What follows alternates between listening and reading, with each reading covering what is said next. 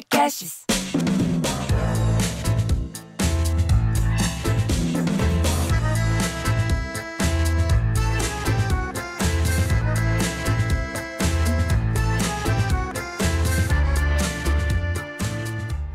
Esse podcast é patrocinado por Sistema CESP e Somos Coop. Somos Coop, porque o cooperativismo é um bom negócio.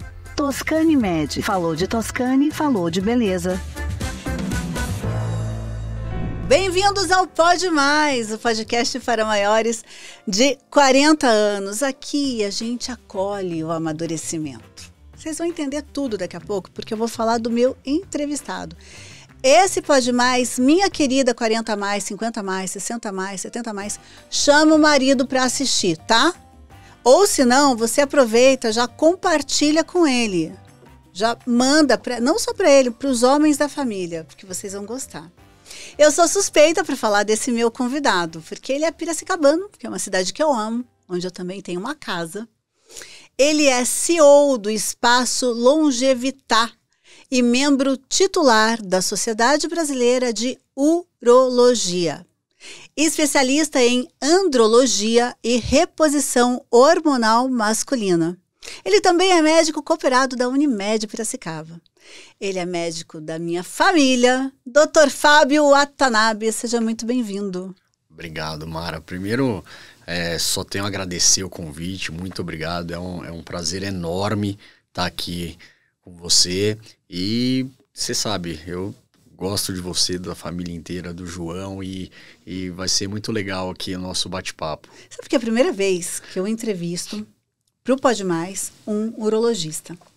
E quando eu entendi que era um tema importante, porque a gente fala de menopausa, a gente fala de mulher, a gente fala de amadurecimento, de cuidados e tal, falei, gente, eu tenho que trazer alguém, mas que eu posso fazer um bate-papo onde a gente não vai ter julgamento, né? Onde a gente não vai ter ninguém assim que vai se sentir invadido, né? Porque assim, é um tema polêmico. Sim, eu não entendo. A urologia é muito diversa, né? Então, assim, um paradigma que a gente tem que tirar é que todo mundo, quando fala em urologista, acha que o urologista cuida do toque retal do homem. Só faz exame de próstata, isso, não mais nada. E muito pelo contrário, né? O urologista cuida da parte hormonal. Hoje o médico do homem é escolhido urologista, mas ele cuida de mulher, ele cuida de criança, cuida de adolescente, então é bem diverso, né? O espectro é bem amplo para o urologista, né?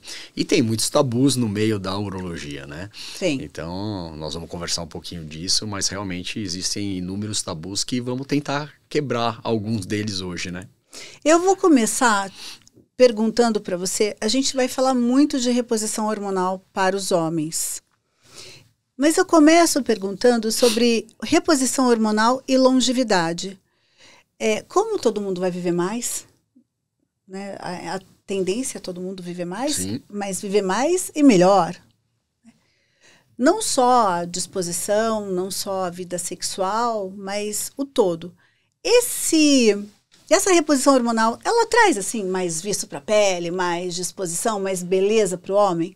Eu acho que é um tema bem polêmico e que a gente tem que deixar bem claro a diferença de fazer uma reposição hormonal, que é repor níveis que estão abaixo do normal para níveis fisiológicos, que isso é uma terapia, né, que você está fazendo para o indivíduo, tanto para homens como para mulheres, tá bom?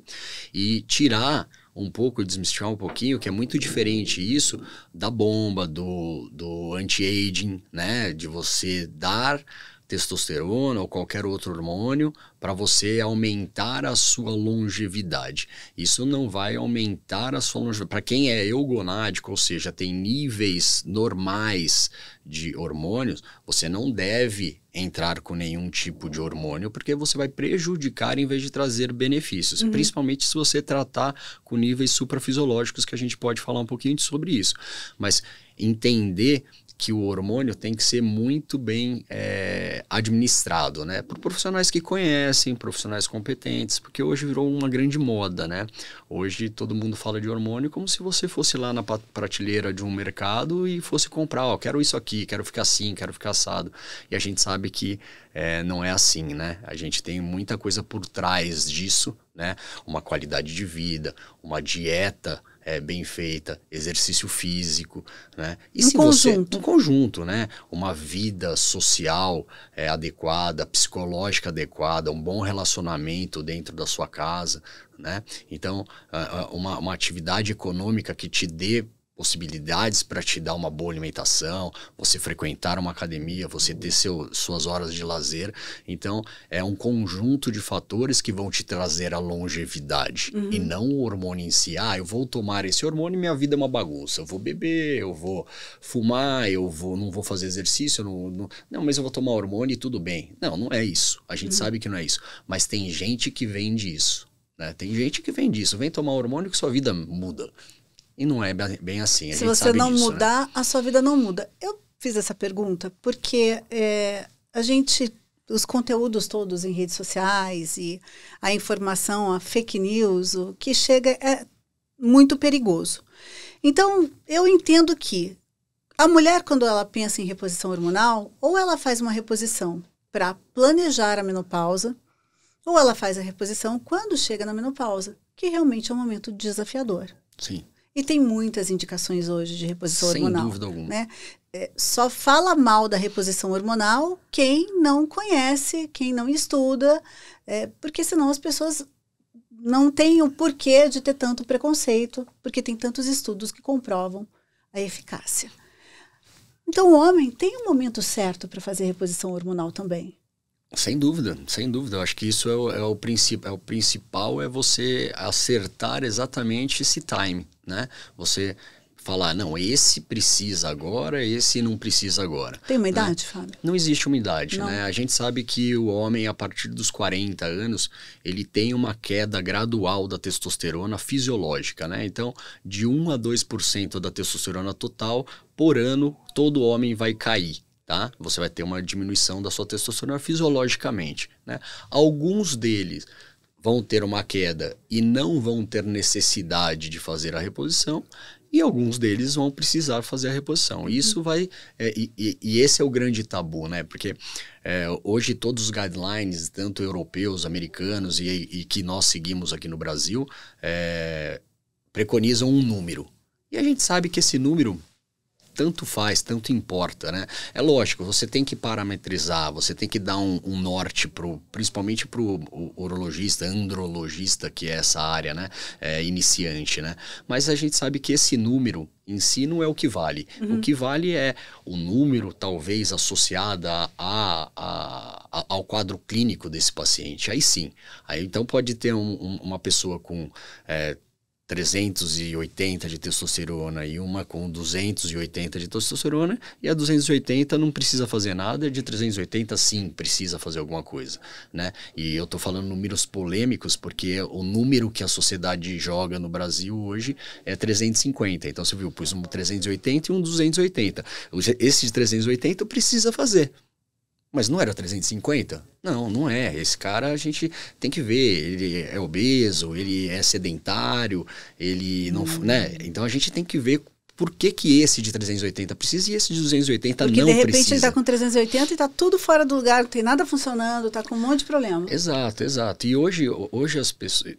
virou uma moda, né? Isso é um perigo, na verdade, porque hoje o pessoal fala de uma especialidade que não existe, que é a hormonologia. Isso não existe, né? Hoje o CFM, o Conselho Federal de Medicina, está combatendo... Olha o nome.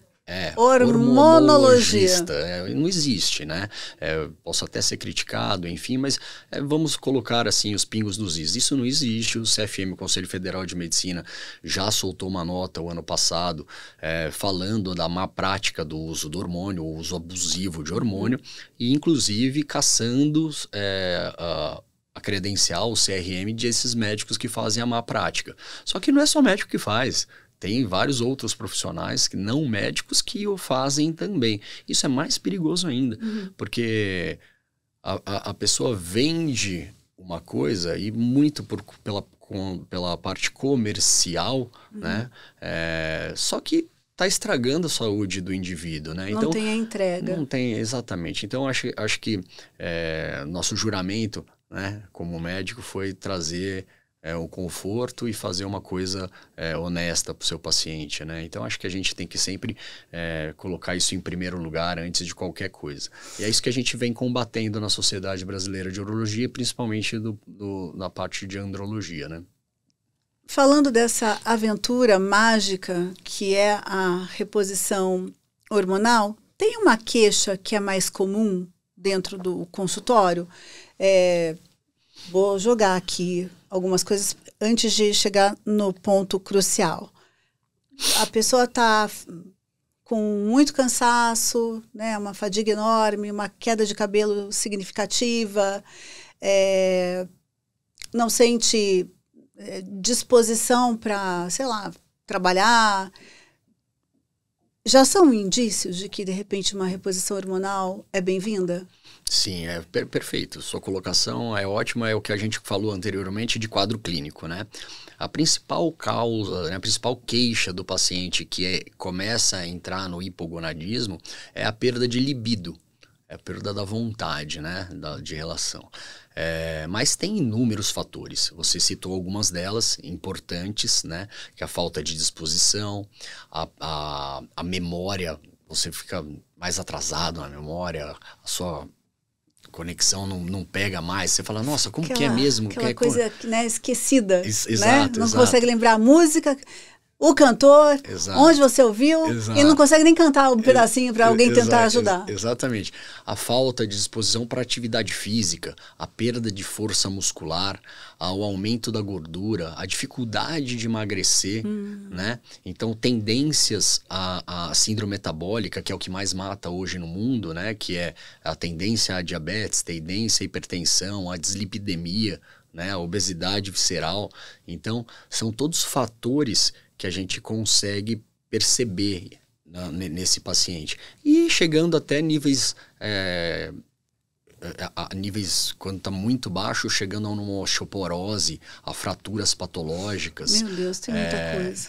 Exatamente, né? Então, tem uma gama de fatores. Só que são todos fatores, né, que são inerentes ao envelhecimento e algumas outras doenças também. Inerentes ao envelhecimento. Você vai segurar aí, sabe? Porque agora a gente tem aqui um Minuto Toscane. Agora chegou aquele momento especial para falarmos de beleza. Hoje eu trago o novo tratamento da Toscane Med, desenvolvido especialmente para quem sofre com a queda constante de cabelo. Você que está aí do outro lado também enfrenta esse problema? Então pode ficar tranquilo, porque seus problemas de queda de cabelo acabaram. O Anti-Hair Loss Lotion é um produto que age diretamente na raiz do problema, estimulando receptores estrogênicos, proteínas que previnem o envelhecimento capilar. Ele também aumenta o fluxo sanguíneo no folículo, fazendo com que os fios cresçam muito mais fortes e saudáveis. Tecnologia e inovação, um produto Toscane Med feito para você. Falei para você segurar aqui porque é o seguinte, vamos chegar naquele ponto que dói. Eu sei que dói. Dói porque assim, ó, a mulher não quer falar sobre, o homem não quer falar sobre, não conseguem conversar, trocar uma ideia, né, no assunto, porque o assunto dói, e daí fica esperando passar, não, vai melhorar, daí você vai olhando o tempo, minha amiga, e faz quanto tempo que você não passa aquele momento de intimidade gostoso com seu marido, porque, né, a gente substitui pelas coisas, não pode substituir, porque, olha, não fazer amor também adoece, tem que fazer amor. Vamos falar de impotência sexual. Muito bom. Ninguém gosta de falar disso, né? Assusta. O homem não quer nem saber disso. É interessante, né? Porque muitos homens... Eu tô nessa área de andrologia há muito tempo, né? Eu fiz minha pós em andrologia. E é engraçado, porque hoje, com o mundo moderno, as mulheres estão me procurando mais para falar isso do que os próprios homens, né? Porque vira um tabu pro homem falar que... a virilidade, e bem, nos tempos antigos a virilidade era o que comandava tropas, o cara era líder por conta da virilidade dele, né? E isso é um tabu, onde a gente percebe isso até os dias de hoje, né? E não tem sentido, né? Se a gente tem meios para melhorar, por que não fazê-los, né? Não, e você sabe o que eu acho engraçado? De verdade, quando eu tô conversando com as minhas amigas, com a Jane, sua mulher, por exemplo, sim, a gente não tem medo de falar. A Jane ainda não entrou, mas sim, quando a gente está com várias amigas, a gente não tem medo de falar de menopausa. A gente não tem medo de falar, nossa, eu tô totalmente sem libido, preciso melhorar isso. A gente não tem medo de falar, nossa, eu tô comendo até a geladeira de tanta fome, né? A gente não tem medo de falar, eu tô triste, eu tô achando que eu tô com depressão, eu tô muito ansiosa. A mulher, quando ela está num ambiente confortável, ela não tem medo de falar dos problemas que ela está enfrentando, né? Ela não tem medo de falar assim, puxa, eu estava outro dia almoçando com umas amigas e uma falou assim, nossa, aqui em casa acho que a gente está transando uma vez por mês, uma vez cada 2 meses. E a gente deu risada e a outra falou, nossa, e eu então, eu prefiro só dormir. Todo mundo falou, o homem ele não tem isso, né? Ele nunca fala para o outro o que está acontecendo, eles não têm essa comunicação. E daí fica pior ainda, porque finge que não tem um problema. Acho que a gente tem que falar, a nossa amiga que está aí do outro lado tem que ouvir, o nosso amigo que está aí do outro lado, porque tem solução, né, Fábio? Sem dúvida. Não precisa viver a vida inteira do momento que você ficou impotente.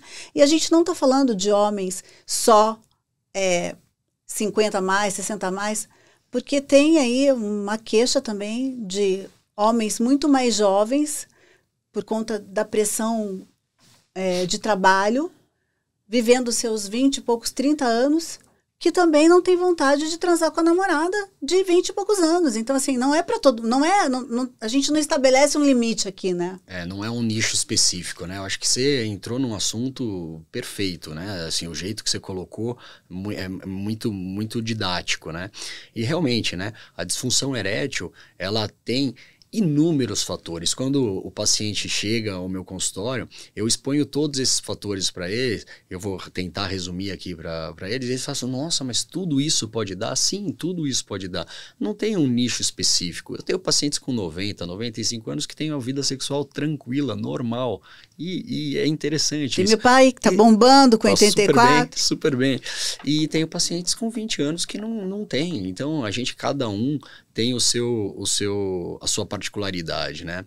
É uma coisa legal que você estava falando, né? As mulheres, elas se abrem mais. Realmente, isso é uma verdade absoluta. Eu, graças a Deus, tenho um ciclo grande de amizade e que eu consigo trazer esse paciente como se fosse de casa, então ele se abre um pouco mais.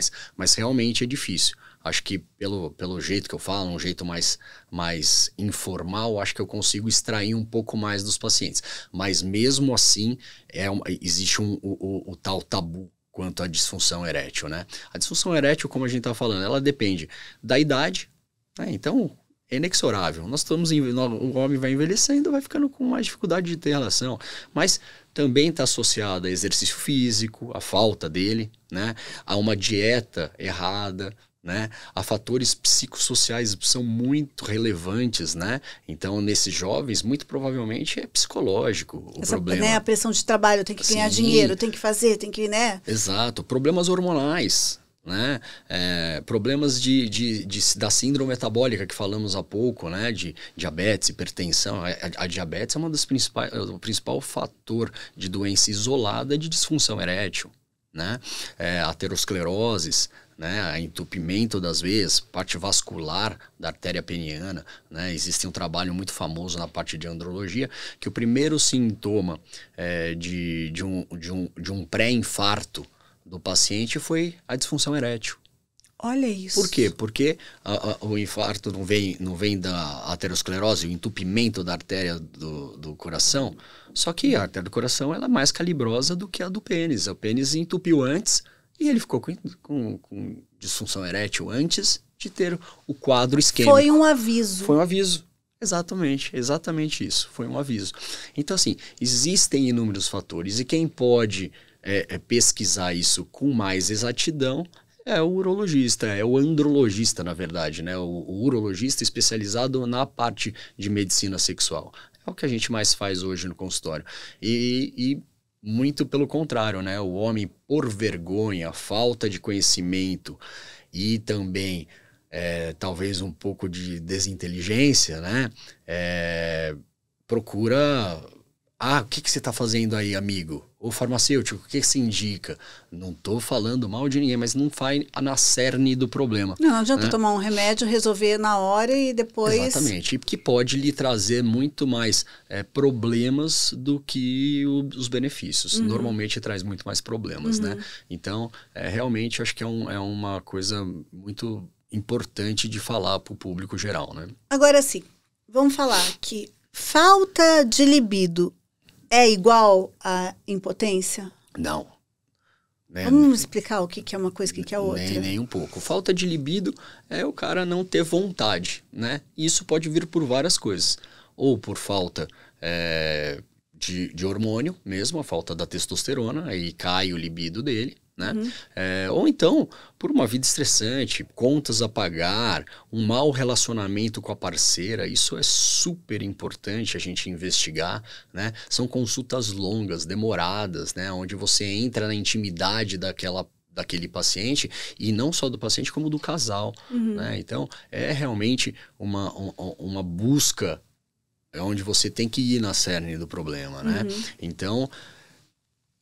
que você falou, a falta de libido, não tem nada a ver com a ereção, né? Às vezes pode estar relacionado, sim, mas às vezes você fala assim, não, olha, tá tudo bem, olha, quando eu saio, eu não tenho libido nenhum, não tenho relação com a minha esposa. Trabalho, estresse e tal, aí ele vai viajar, pega 15 dias de férias, na última semaninha ali, nos últimos 3 dias, ele transou todos os dias com a esposa. Falei assim, mas você não tinha problema de ereção? Não, ele esqueceu do problema, ele deu um tempo para a cabeça dele, ele gelou a cabeça, né? E aí ele consegue ter... Olha como o psicológico afeta muito. Sem dúvida. Então você vê que tem muita coisa por trás da disfunção erétil, né? Não só a parte hormonal. Então é isso que a gente tem que falar. Porque às vezes o cara chega... Eu já vi, olha... pacientes chegarem no meu consultório e falam assim, não, eu tinha uma disfunção erétil, eu fui num colega ali, num médico ali, e ele falou assim, não, que era falta de testosterona, e colocou uma por semana para mim, agora eu tô muito bem. É perigoso, você não saber. E como todos nós sabemos, né, hoje o Brasil vive uma epidemia aí das más escolas médicas, formando inúmeros médicos aí. E tudo com pressa? Tudo com pressa e tudo querendo resultados rápidos. Hoje, o mundo, né, o jovem, e não estou falando mal de jovem nenhum, mas o jovem ele quer resultado rápido, ele não quer passar pelo degrauzinho do conhecimento, do perrengue, do trabalhar para os outros, e ele quer o resultado rápido, ele quer sair da faculdade. Pela experiência, né, pelo processo. Ele quer ir direto, ele quer pular etapas, e esse pular etapas é perigoso, às vezes é perigoso. Às vezes o cara está preparado para pular etapas, ok, mas isso não é o comum, esse não é o natural. Você, às vezes, um Einstein não nasce todo dia, né? Você não forma um Einstein numa faculdade, numa noite, né, por dia, não sai 20 numa escola, no ano. Né? Sai 1 a cada 10 anos, né? Então, eu acho que tem que ter cuidado para isso também, né? Saber quem é o profissional que vai te atender, buscar informações desse profissional, né? Não ir no TikTok, não é? Apesar de eu ser super fã de mídias sociais, eu acho que essas mídias servem para você mostrar seu trabalho. Eu acho que a formação, os aperfeiçoamentos... Tem alguma coisa que tem que falar mais alto, né? Sim, mas hoje a gente consegue ver quem tem um conteúdo sério na mídia, referências, estudos uma pesquisa publicados, bem feita, né? Uma boa pesquisa, né? E não só ver a aparência, o bonitinho, né? Às vezes o bonitinho é meio vazio, às vezes não, às vezes o bonitinho vem completo, né? Vem completo, mas a maioria não vem. O nível de informação precisa ser muito preciso para que o trabalho não piore, né? O trabalho que todo mundo tem de buscar uma vida melhor ele tem que ser levado em consideração, porque isso é movimento, não pode ficar esperando o problema tomar conta. Mas não pode confiar, né? Tem que fazer pesquisa, saber quem você está procurando e o que você está procurando também e testar. Às vezes você vai no médico, não, quero ouvir uma segunda opinião, vale a pena. Vamos falar um pouco mais sobre impotência. Quais são hoje as soluções? Além da reposição hormonal. Vamos falar assim, aquele cara que... Eu não sei se o que eu vou falar procede, mas alguém que tenha passado por um problema de saúde, fez uma cirurgia, realmente ali não tem mais o que, né, não tem a reposição hormonal, não tem, assim, vamos falar de vários momentos do homem, de várias situações. O que a gente pode fazer hoje para melhorar essa impotência? Assim, didaticamente, Mara, a disfunção erétil não é... o tratamento da reposição hormonal, vamos deixar claro, não é para a impotência, né? Às vezes é um sintoma que vem, mas que não é o tratamento. Você dar hormônio para ele não ser impotente. Então, não é essa a parametrização. Não é esse o objetivo da reposição hormonal. A reposição hormonal é muito maior do que isso. É da qualidade de vida. Né? Todo, como né? Um todo. A pele, a memória. E o sexo é qualidade de vida, né?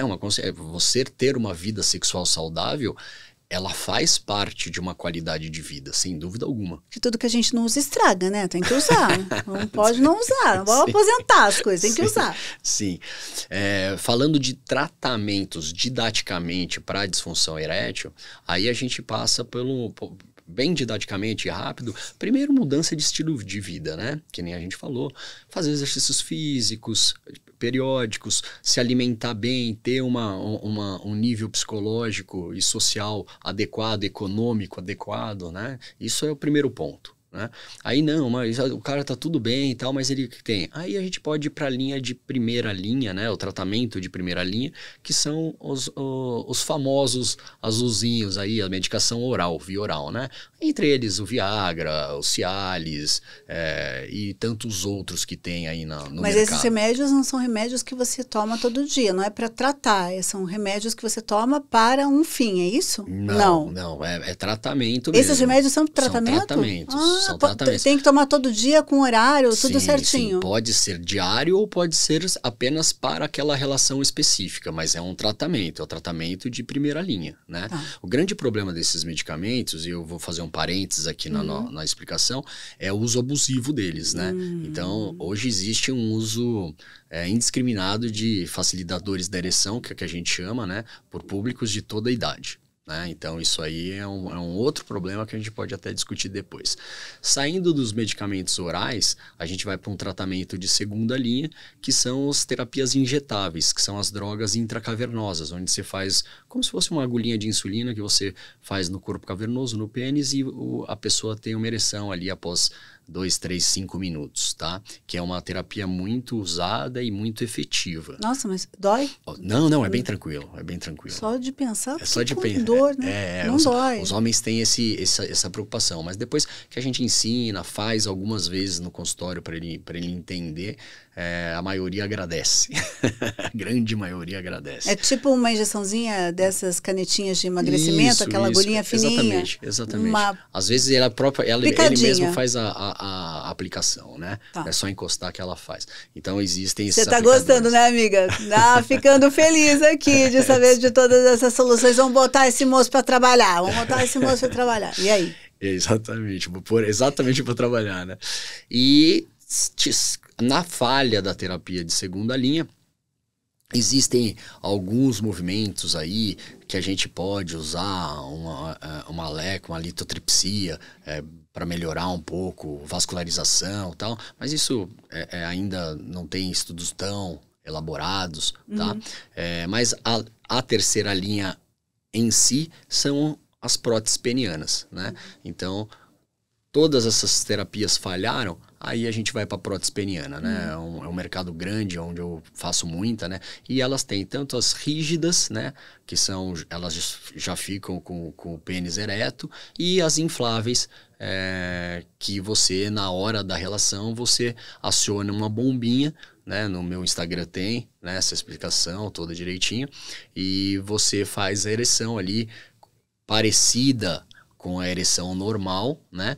e você tem a sua relação, e depois que acaba você aperta um outro dispositivo que abaixa o pênis, né? Tem a detumescência do pênis e você acabou a relação, tudo ok.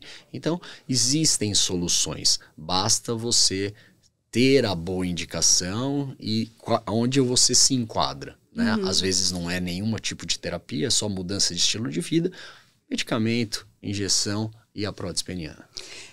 Essa busca dentro do consultório, você deve viver muito isso. Essa busca, esse homem vai porque ele decide, ele quer ter uma vida sexual ativa, de novo, ou ele vai por obrigação, tipo, se eu fizer isso, se eu não fizer isso, eu tô perdido, eu vou perder mulher, eu vou ficar sem namorada, né? Vamos falar que ele tá separado, tá sozinho. O que motiva esse homem a ir lá? Porque, assim, essa informação não chega até todo mundo. Sim. Né? Acho que hoje a gente está fazendo aqui uma tremenda uma prestação de Sim, serviço. sem dúvida alguma. Né? De falar de forma leve, sim, gostosa, para que todo mundo tenha o entendimento. O que faz esse homem ir lá no consultório? O ideal, é mais uma pergunta fantástica, porque o ideal é que esse homem vá procurar por livre e espontânea vontade, por um desejo dele ter essa qualidade sexual, né? Esse é o ideal. E é onde a gente tem os maiores índices de resultado de tratamento. Aí, ok, né? Mas quando essa pessoa vai por uma obrigação ou porque ele vai por causa disso e ele não tem esse desejo dele, pessoal, aí a falha de tratamento pode ser grande, porque aí vai naquela parte psicológica que a gente falou, né? Uhum. Então ele tem um problema psicológico. Às vezes o tratamento dessa disfunção erétil é apenas uma psiquiatra, uma terapia sexual, com uma psicóloga, uma psiquiatra da parte sexual, que a gente tem isso na clínica. Então, eu acho importante esse tratamento multidisciplinar, né? Olha que legal, porque às vezes esse paciente pode ser um paciente que passou, né, por uma síndrome do pânico, ansiedade e tal, e ele toma um antidepressivo que vai tirar totalmente a libido. A libido, porque não tem como, né? Assim, é como se você tomasse um remédio para dormir e outro para ficar acordado. Exatamente. Mas eu acho que outro ponto da disfunção erétil é exatamente isso, né? Drogas lícitas e ilícitas, né? Tanto o excesso de álcool, o cigarro, né? Drogas lícitas, né? Como cocaína. Todos nós sabemos que a cocaína, por exemplo, ela é vasoconstritora e o pinto não vai subir mesmo, né? É um fato. É um fato isso, né? É uma queixa frequente, eu pego muitos pacientes assim. E os medicamentos, você acabou de falar. Existem inúmeros medicamentos que vão te trazer uma impotência, que podem lhe trazer uma impotência, potencialmente, né? Então, isso tudo tem que ser pesquisado, né? Isso tudo tem que ser olhado, tem que ter visto com os olhos clínicos do médico especialista. Olhar, né? Do né? médico. E assim, né? Eu também acho que é muito difícil, às vezes, essa entrega dessa fala, porque é uma fala que não pode sair de dentro do consultório. Então, essa ligação que o paciente tem com o médico de muita confiança. Sem dúvida. Porque, né, não é um assunto para o médico trocar no corredor. Né, com outros amigos, ou num almoço de domingo, ou, né, assim, eu acho que essa confiança é o que mais pega, o que tem de mais sério. Porque depois que sentou no consultório, né, que nem na terapia. Exato. Que é uma delícia na terapia, porque ali você não está sendo julgada, você está sendo analisada. A psicanálise te traz ferramentas para você conseguir entender quem você é frente àquela dificuldade, ou àquela felicidade, àquela conquista. E daí, com a tua escuta, né, porque quando a gente fala, a gente se escuta, e com essa escuta especializada, você vai conseguir encontrar uma resposta. Então, quando esse paciente chega para falar tudo isso com você, é uma relação de muita confiança. Sem dúvida, Mara. Eu acho que é outro ponto muito importante, né? Esse tipo de consulta, ou melhor, qualquer tipo de consulta, a gente costuma brincar, não é consulta de corredor. Né? Sabe, aproveita aqui, o que eu tomo, o que eu tô passando? Não, é uma coisa muito maior, é uma coisa de entrega mesmo, né? A gente costuma dizer que o médico é tipo um padre no confessionário, né? Alguns, né? Alguns, exatamente. Então, você acaba entrando na vida daquele paciente, você vivenciando isso com o paciente. Isso que é o que eu mais gosto no consultório. Eu acho que criei vários amigos dentro do meu consultório por conta de realmente dessa entrega, tanto do paciente para você, essa confiança, e você passar essa confiança para o paciente. Só dele vir te dar contar a história da vida dele, né? Já é uma honra para que você possa tentar ajudá-lo, né? Então, é uma troca muito legal, uma troca muito importante. E, sem dúvida alguma, né? Se você não confiar no médico, nem o procure, né? Não, Pelo você amor de também Deus. não consegue resolver o seu problema. De Bem, jeito nenhum. lá em casa você cuida de 3 gerações, né? João Pedro, João Kleber e meu pai, Hélio. E daí eu quero falar um pouquinho sobre isso, porque quando o João Pedro passou a ser seu paciente, foi num momento de muito estresse, porque ele teve essa cólica de rim. Sim. E daí a gente pensa que tem uma pedrinha no rim. Ele tinha 12, né? Não sei quantas em um rim, não sei quantas em outro rim. E daí a gente descobre que o João Pedro, 1,95 m, bonito, atleta, saudável, corpão. A gente descobre que a alimentação dele, com 23 anos, estava péssima. Não oferecida por mamãe, mas uma opção, né? Muito iFood, muito lanche, muito refrigerante. E você vira para ele e fala: João, tua alimentação tá péssima, você tá sofrendo as consequências das tuas escolhas, né? Exatamente. E você vai passar por isso de novo, porque a gente vai precisar fazer uma segunda cirurgia para tirar. Vamos falar um pouco dessa alimentação e o quanto isso afeta? E a gente nem imagina que tenha pedra no rim, porque você parece fisicamente Sim, que tá... exatamente. Né? Mara, você viu que a gente roda e cai no mesmo tratamento, que é a boa alimentação, que é a atividade física, né? O estilo de vida. Você viu que a gente rodou todas as doenças, né? Todos os problemas, e a gente cai sempre na mesma coisa. Então, só fazendo parênteses novamente, eu acho que a gente tem que ter a consciência, né? A população tem que ter a consciência que a gente tem que prevenir a doença e não depois correr atrás do prejuízo e tratar a doença, né? É muito melhor você prevenir do que você tratar. Né? Então, e essa prevenção vem desde pequenininho, essa prevenção vem desde ali da adolescência, né? Então, a criança tem memória gustativa, você tem que ensinar essa criança a comer desde a pequenininha ela. Né? E então você vê que isso tudo influencia, né? A obesidade infantil é um problema gigantesco lá para frente, né? Que vai trazer ela a ter hipertensão, diabetes, dislipidemia, obesidade. Né? Então, você vê que é lá de pequenininho que você tem que ter isso, né? E esse parênteses está grande, mas eu acho que é importante a gente falar. Você vai numa pessoa, que nem eu falo para o paciente, né? Você tem que fazer dieta, exercício físico, prevenção, e você não ser esse exemplo para o paciente. Você né? faz tudo certinho. Então, eu acho que você tem que dar esse exemplo para o paciente, porque você iria fazer uma limpeza com uma moça cheia de espinha, você iria... a gente brinca, certo, né? A gente brinca, né? Você vai fazer uma terapia de não vai. Obesidade, emagrecer num endócrino que não se cuida, que é obeso, gordo, não vai. Não tô falando mal de ninguém, pelo amor de Deus, que não joguem pedra mas isso, isso, né? Mas você tem que ser o exemplo. Né? Você tem a inspiração, né? Nós temos que ser exemplo para os nossos pacientes, né? E em qualquer área, viu? Não é médico, não. Qualquer área, sua área, você é um exemplo na sua área de comunicação. Eu acho que isso a gente tem que passar. Se a gente quer fazer uma coisa bem feita, faça primeiro para depois você falar para o outro. Não adianta só você falar, né? Você tem que fazer também em toda a área. Sim. Voltando para o caso das pedras. Sim, a má alimentação, a gente sabe, né? Excesso de sal, excesso de proteína de origem animal, isso tudo pode formar pedra. a deficiência de ingesta hídrica, né? Tomar pouca água, né? Você tem que tomar bastante sucos cítricos que ajudam no citrato, né? Para eliminar. E tem a própria genética, né? A genética a gente não consegue mudar, mas que a gente pode prevenir, a gente pode amenizar, a gente pode. Né? Porque, assim, eu acho que quando a gente tem 20 e poucos anos, a gente acha que pode tudo. A gente acha que é rei, né? É super-homem. Tudo a gente resolve.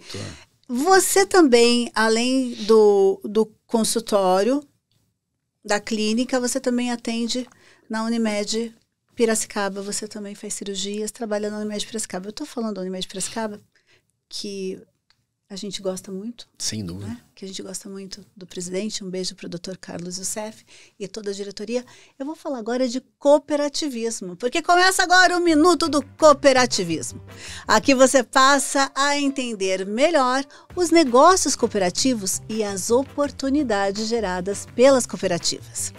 Então, ao longo das últimas semanas, vocês me ouviram aqui falando sobre diversas vezes de cooperativismo e como esse movimento está presente em diferentes setores do dia a dia dos brasileiros, sendo um modelo de negócio feito para aqueles que se preocupam em construir um futuro sustentável, mais justo e com oportunidades para todos.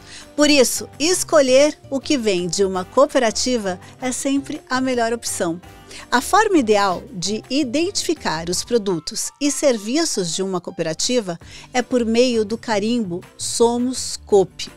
Ele atesta toda a sua qualidade. Então, olha, acesse o site somos.coop.br e conheça todos os detalhes desse rico movimento e descubra por que o cooperativismo é sempre um bom negócio. Sabe quando eu vou escolher produto agora, hoje no supermercado, fico muito ligada nisso, eu escolho produtos de cooperativas porque eu acho que tem mais credibilidade, é feito realmente daquilo que a gente está falando, a gente quer essa qualidade. Você está aqui falando sobre a importância da alimentação, a gente bate nisso o tempo todo e é incrível como a gente tem responsabilidade nessa escolha, né? O que vai para nossa mesa, aquilo que a gente está levando. Vamos falar de uma outra coisa agora que eu acho que tem tudo a ver com os medos e inseguranças, Fábio. Por que tanto preconceito com o exame de próstata? Por que as pessoas demoram tanto, né? Às vezes você conversa com alguém que tem, sei lá, 60 anos, nunca fiz e acha que está bombando. Por que tanto preconceito? Se a gente vai lá fazer a mamografia, dói, é incômodo, mas a gente vai lá, tira um peito, amassa daqui, amassa dali, aperta e faz. E a gente faz desde sempre. Por que tanto preconceito com o exame de próstata? Eu acho que isso aí é um preconceito que antes era muito maior, né? Quando eu comecei, há alguns aninhos atrás aí. Hoje já melhorou bastante, mas ainda tem bastante. Eu acho que tudo uma relação médico-paciente. E aqui eu vou até falar um pouquinho... Talvez não me entendam, mas aí depois a gente pode conversar. Eu acho que o exame de próstata, ele é fundamental. Agora a gente está chegando perto do Novembro Azul, né? Que é uma campanha para a conscientização da prevenção do câncer de próstata, né? E esse toque é fundamental, né? O PSA, que é o exame de sangue, e o toque é fundamental. Mas você pode, um ano ou outro, não estar fazendo esse toque, depende. Depende se você está acompanhando com o mesmo médico, se ele está avaliando a curvatura de crescimento desse PSA, se esse PSA está estável, se ele caiu ou não, se não é inflamatório. Então, ter essa relação médico-paciente, talvez lhe poupe de um toque desnecessário. Não estou falando que ele não é necessário. Talvez aquele ano seja desnecessário. Mas eu acho que esse tabu tem que cair, né? Tem que cair. Tem que cair, porque, primeiro... O toque retal, ele demora 20 segundos, 30 segundos no máximo. É só para sentir mesmo o tamanho da próstata. Para ver só o nódulo mesmo, a textura da próstata e se tem algum nódulo, né? Isso a gente consegue fazer muito rapidamente, é indolor. Desconfortável. Não, quanta coisa é desconfortável, né? São segundos de desconforto para salvar uma vida inteira. Né? Exatamente. O salto alto de vocês é muito mais desconfortável do que o toque retal, né? Então, acho que tem que cair esse tabu e eu acho que eu consigo passar esse esse conforto aos meus pacientes, falando que às vezes sim, às vezes precisa, às vezes não precisa, mas que quando precisa tem que fazer. Ponto, e acabou. Ponto final. Ponto. Exatamente. Tem uma idade? Sim. Hoje a Sociedade Brasileira de Urologia recomenda começar aos 45 anos para quem tem antecedente familiar, tá? Ou seja da raça negra, ou a raça negra ela tem uma incidência maior de câncer de próstata, né? Ou com 50 anos, quando você não tem nenhum tipo de hereditariedade e seja de outra raça. Principalmente os orientais têm menos, né? Interessante, os orientais têm menos câncer de próstata. Verdade? De próstata. Você tá bem nessa, mas você é uma mistura. Eu tô ali. Então é uma mistura. Só que ao mesmo tempo tem mais câncer de estômago, então calma, né? Tem coisas que vêm pelo bem e tem coisas que vêm pelo mal. Acho que a gente tem que entender exatamente onde você tá para que você faça a coisa certinho. E quem vai te ajudar nisso e te orientar o seu médico de confiança, né? Frente a uma situação como essa que você falou, a pessoa foi lá, fez o exame de próstata, fez os exames todos e entendeu que está ali com um tumor. Chegou a hora de fazer os tratamentos. Comecinho, dá para fazer a cirurgia, fazer químio, fazer rádio, acabou o problema, a vida volta à normalidade? Sim, você tocou num ponto muito importante. Por que surgiu o Novembro Azul, né? E por que a conscientização do câncer de próstata? Primeiro porque a incidência é muito grande, né? Então, 1 a cada 6 homens podem vir a ter câncer de próstata, né? Então, é bem grande a prevalência. Segundo, quanto mais precocemente nós diagnosticarmos o câncer de próstata, a chance de cura é muito grande.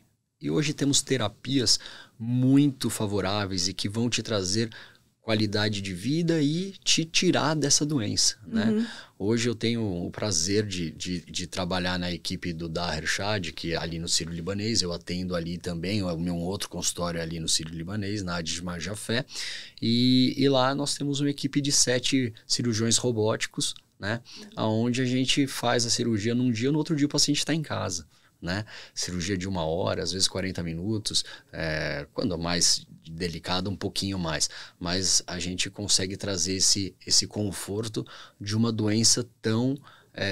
que é o grande mal da humanidade, que é o câncer. Né? E a gente consegue dar esse conforto por esse paciente.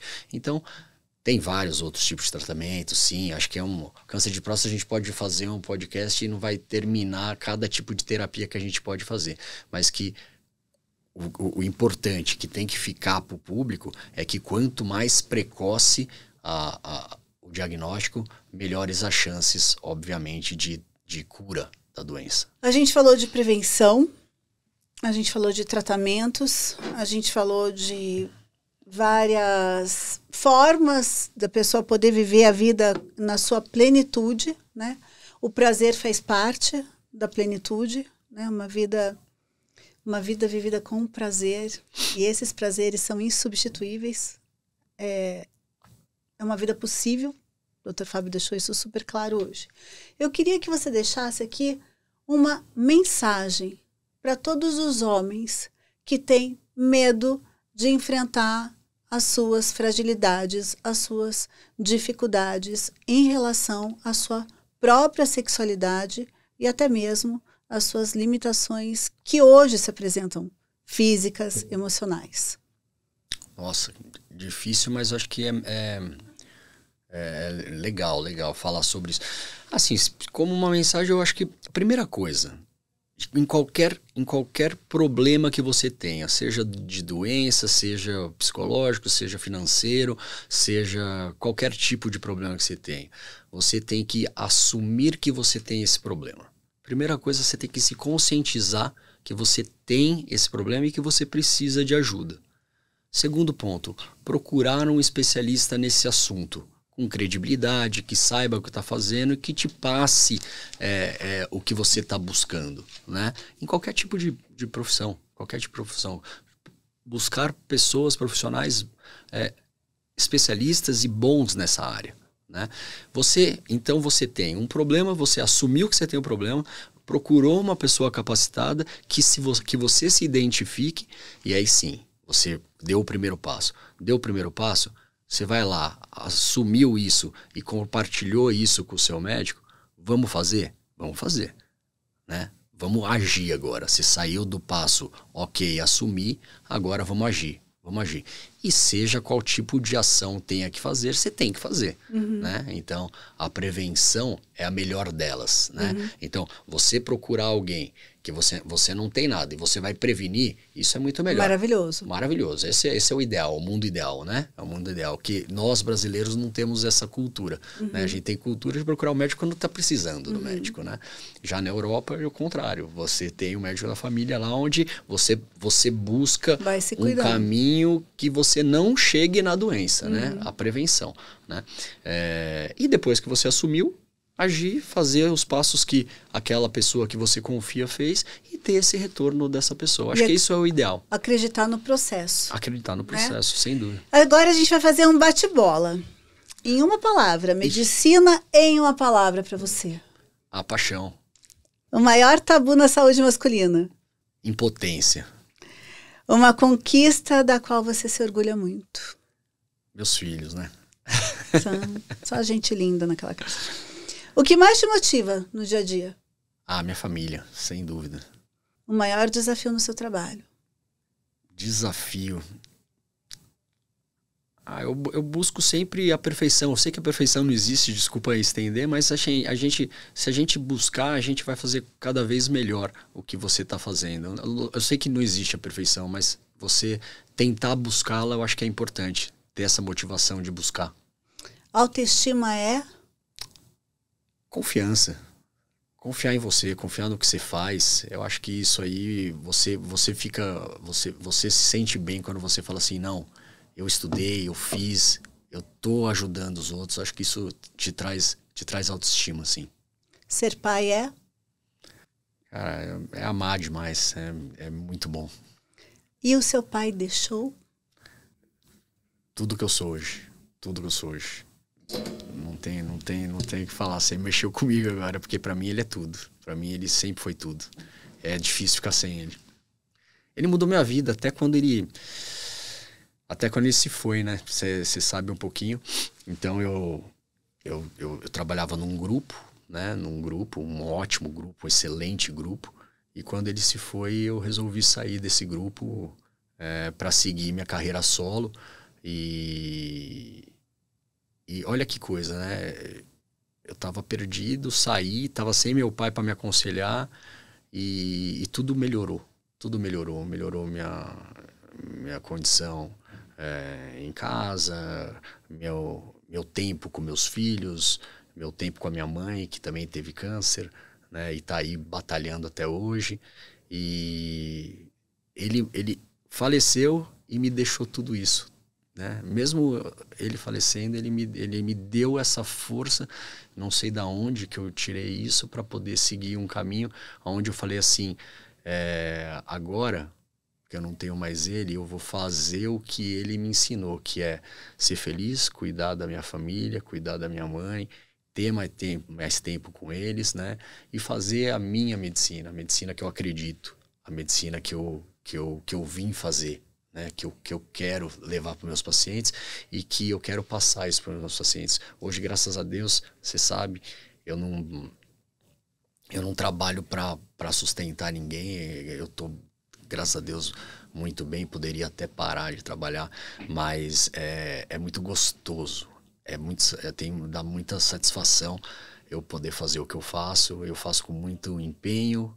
E gosto muito do que eu faço. Então, para mim, a minha vida melhorou muito. Minha vida melhorou muito. Esse foi um pai herói. Foi. Meu né? pai foi foda. Querido, nós arrasamos! Esse podcast vai ficar no seu coração. Onde mais você também quiser colocar ele, porque a gente está aqui para melhorar a sua vida, trazer muita informação.